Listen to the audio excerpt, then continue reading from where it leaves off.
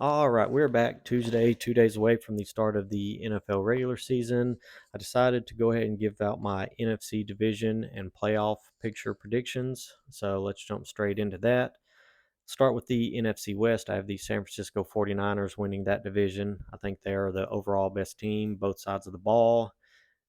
As long as Brock Purdy plays efficiently like he did last year, I don't see San Fran really struggling in a lot of games with their defense, provided they get Bosa on the field, pay him, and just with their offense and Kyle Shanahan's creativeness with the run game, the pass game, I think they're a lock to win that division. Seattle, I think, is going to take second. Geno Smith played pretty well last year. If he continues that with DK Metcalf, I think they'll have a chance to win, to take second in the division. And Pete Carroll always seems to have that defense ready to go and has them playing well. So I have them getting second in the division. Third, I have the LA Rams. I just think there's too much going on with the Rams right now. Kelly Stafford has said on her podcast that Matthew's having trouble connecting with a lot of the younger players. So when your quarterback is not connecting with younger players, that's not a good sign.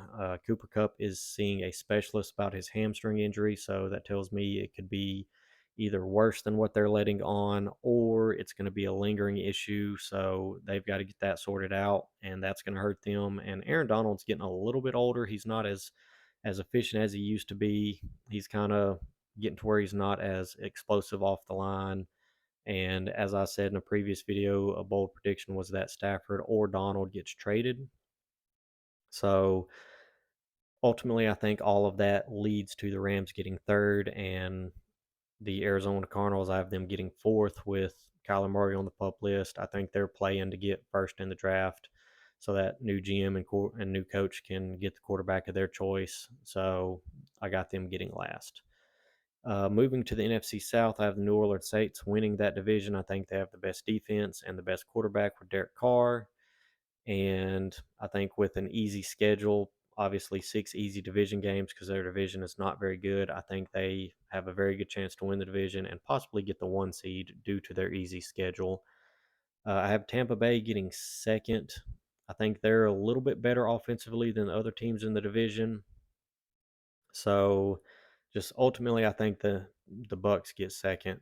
I have Atlanta getting third. I think they have a little bit better weapons than the Panthers, and obviously their quarterback being a second-year guy gives them a little bit of advantage over Carolina, who's going to have a rookie quarterback. So that's why I have Atlanta third, Carolina fourth. Moving to the NFC East, I got the Philadelphia Eagles getting first. I think they're the best team talent wise, and really, I think they're the best coach team in the division.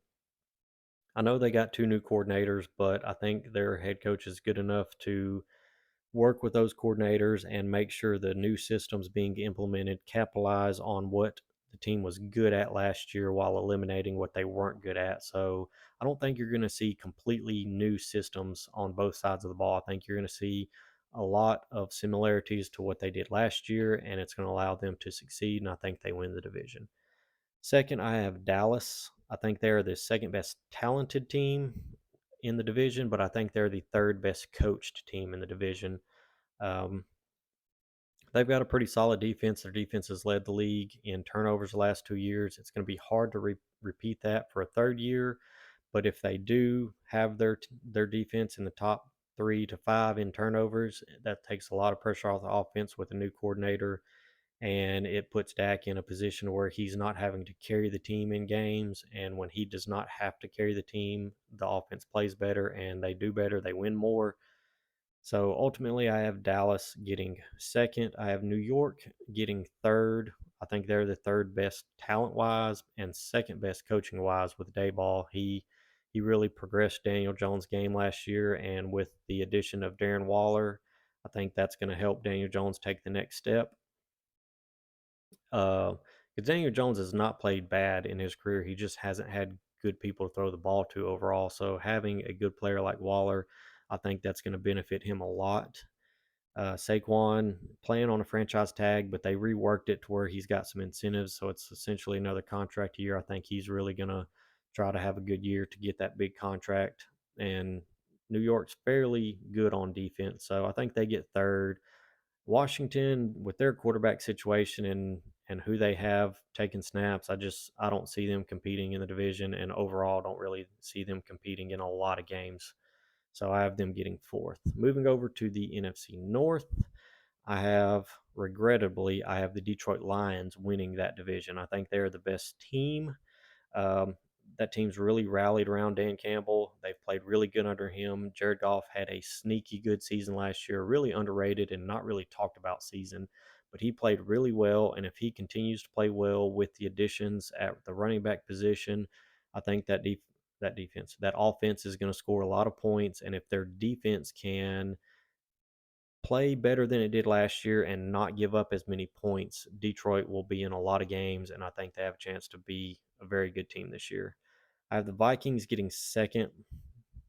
I think the running back position is going to cause them some issues, and it's going to cause Kirk Cousins to have to throw the ball a lot, which is beneficial because they do have who I think is the best receiver in the NFL, and Justin Jefferson. TJ Hawkinson's a very good tight end.